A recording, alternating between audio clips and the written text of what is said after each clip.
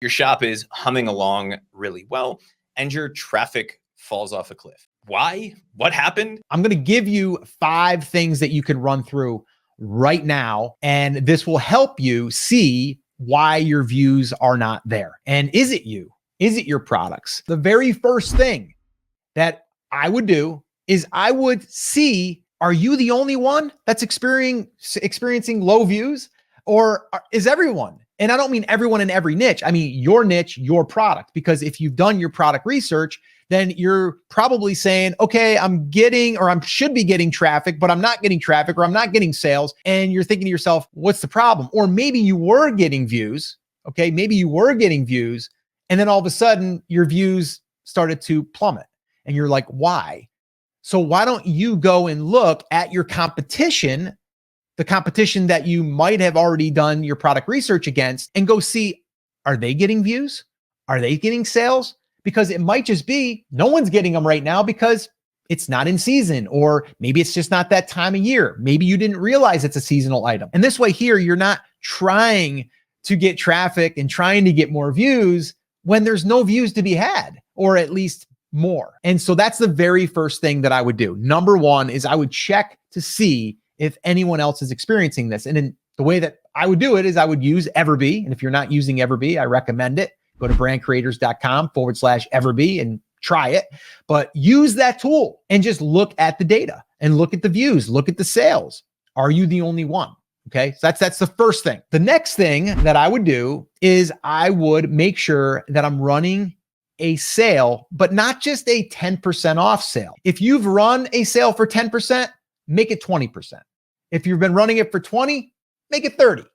Okay. And the reason why I'm saying this is because, first off, if you're not running sales, the first thing you want to do is run a sale.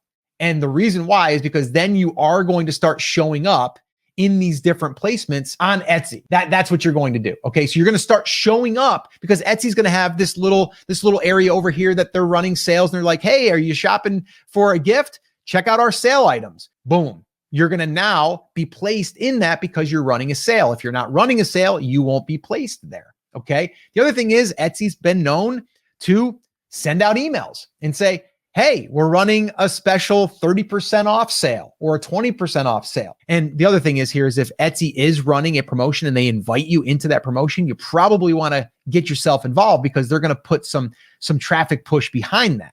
Okay. So that's the second thing I would do is I would make sure that I'm running a sale if you're not already. And if you are running one, maybe increase it a little bit or match whatever Etsy is promoting at the time. The next thing is, if you're not yet running Etsy ads, I would turn on Etsy ads. This is another thing, not just to see traffic come back in, right? But it's also to validate that there's traffic there. Because let's just say that you're not getting any views and you're not running Etsy ads and you're like, well, yeah, I mean, I should be getting traffic. I should be getting, views coming in. Well, you're going to know almost instantly, because you're going to run those Etsy ads and the next day you're going to be able to see how many views you were getting or how many impressions, meaning how many times was your thing searched for and how many times did you pop up in a search. You're going to see all that. Okay. And that's another way to see, are there views out there or aren't they? Now, if you're not getting views when you're doing that, or you're not getting impressions, that also could be a problem with your keywords that you're targeting. But I'm assuming that you already had some pretty good traffic and then it just dropped and now you're trying to figure out why. So again, using Etsy ads, that'll tell you, okay, is there still traffic there? Because if you're running Etsy ads, you're willing to pay for it and you're not getting views and you were getting views before, then it's probably that there just isn't traffic there right now. So that's the third thing I would do. Okay. Then from there, I'm going to dig in deeper into that ads data. Okay. And what I mean by that is I'm going to also drill into what keywords are getting impressions, that are getting traffic or getting clicks. And then from there, I'm going to say, okay, am I optimized fully for those? Because we're talking organic, right?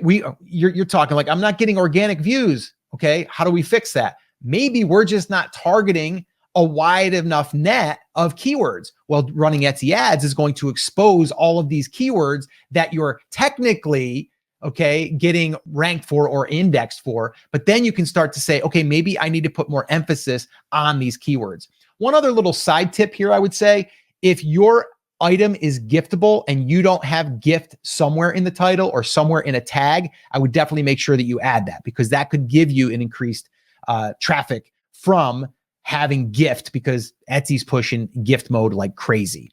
All right. And then the last thing is, and this is only going to work if you have an email list, is I would run an email promo.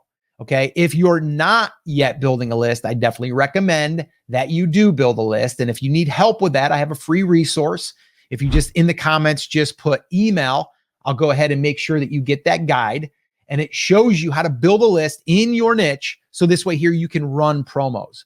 Okay. Because if your views are down, then a good way to get traffic is to drive your own traffic. Okay. And the other thing is maybe your ranking slipped because your sales slipped. Well, this is another way for you to increase your sales, increase your rankings, because Etsy, one of their ranking factors is sales. And so if your sales have dropped, your views might have dropped. Okay. And this is another way that we can kind of, inject some sales into Etsy from our own efforts. And Etsy wants us to drive our own traffic because, well, they give us the share and save link now, and then we can track it.